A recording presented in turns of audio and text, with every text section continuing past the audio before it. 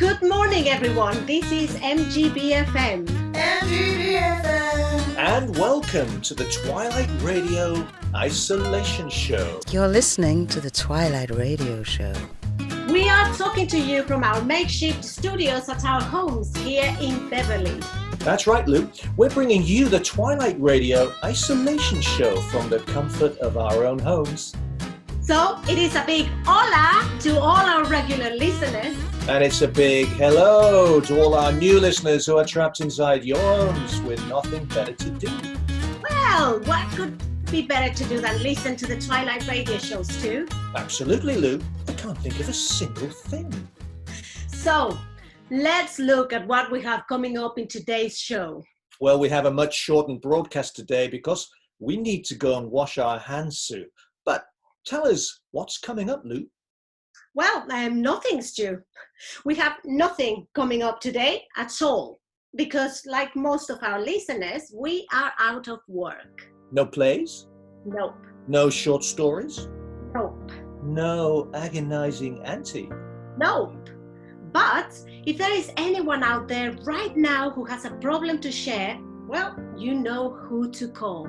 Yes. Is there anything in your life that's bothering you and you would like to ask for advice on, but you have no one to talk to? Hey, Stu, isn't that like everybody? That's right, Lou. So if that includes you, then call or text Agonizing Auntie on 07626 626 2626 26 626 66226 and start your message with MGBFM. So, is there anything we can do? Well, Lou, we can do this.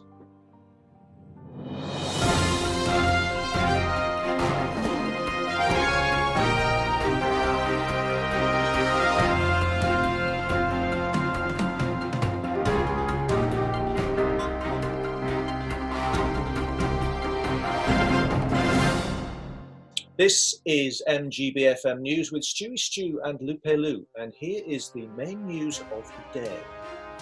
The coronavirus outbreak took a new twist today when the World Health Organization said that people with dyslexia have been found to be especially vulnerable to a new strain of the disease that only they can catch. The World Health Organization have issued a warning that dyslexia can cause the virus to mutate into a rare strain called COVID-91.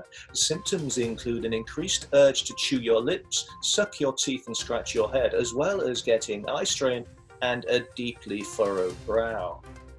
The government is currently testing equipment that will help everyone to meet the new social distancing law.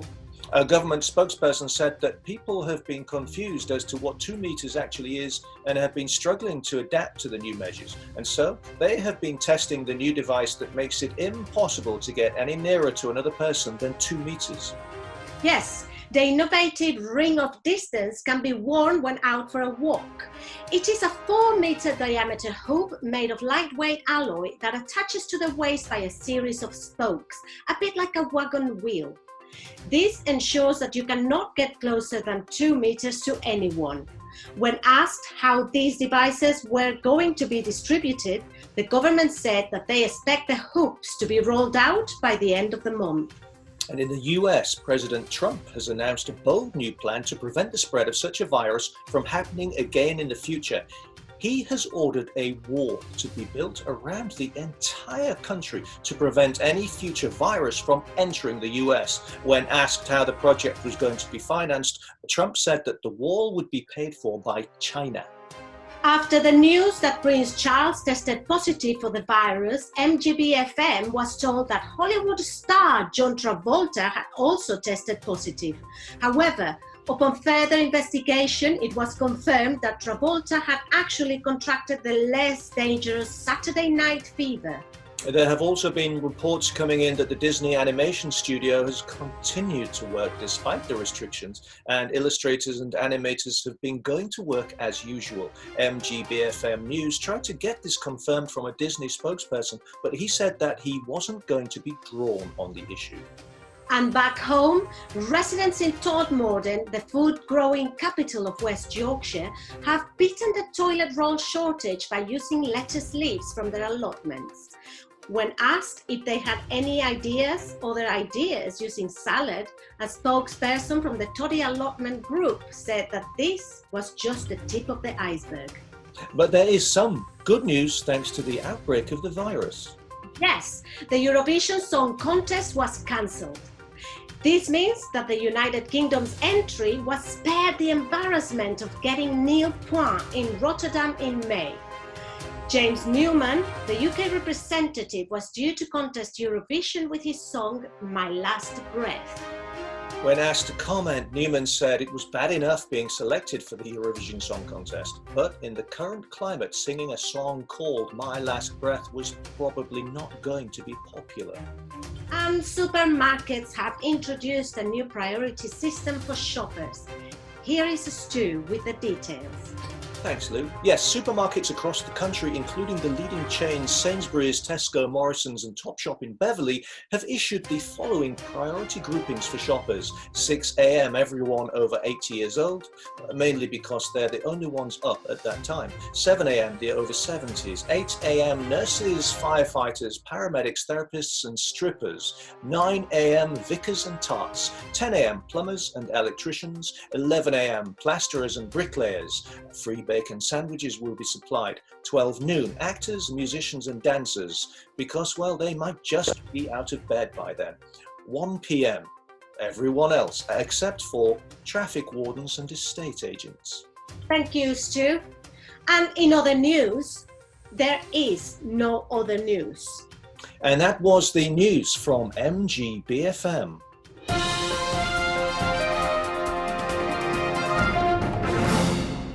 You're listening to the Twilight Radio Show. And now, here is Stewy with the sports news.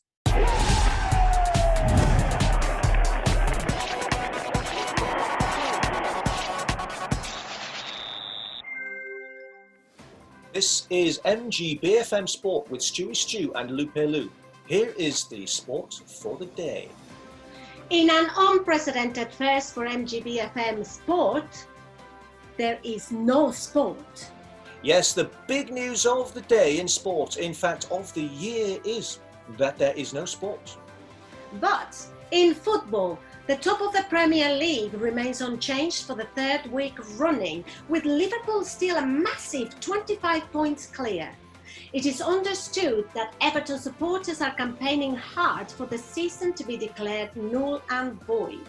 The chairman of the PFA has issued a directive to all professional footballers to stay fit by staying at home and playing with themselves. The Football League is looking at finishing the season by playing all remaining games behind closed doors. However, the government has insisted that all games must be played to the 2-meter distance rule. As such, any defensive walls must be formed with 2-meter gaps between players, and tackling is strictly prohibited. And there are renewed pressures to make boxing a non-contact sport. So the Professional Footballers Association have stepped in with advice on how to fake an injury without being touched. And finally, after this summer's Tokyo Olympics were cancelled, the head of the Olympic Committee, Sebastian Coe, has proposed a new Olympic sport to be developed in time for 2021. It's called social distancing, and the objective is to walk towards another person and see who moves out of the way first. The game gets more complicated when events such as emerging from a passageway or turning a street corner are introduced. But the most controversial event could be the doubles dog walking category.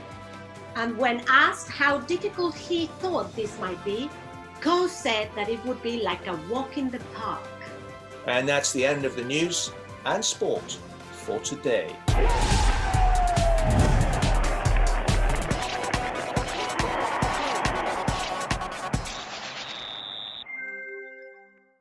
And with that, we say goodbye from me, Stewy. And hasta pronto from Lupe. Hasta la vista, baby.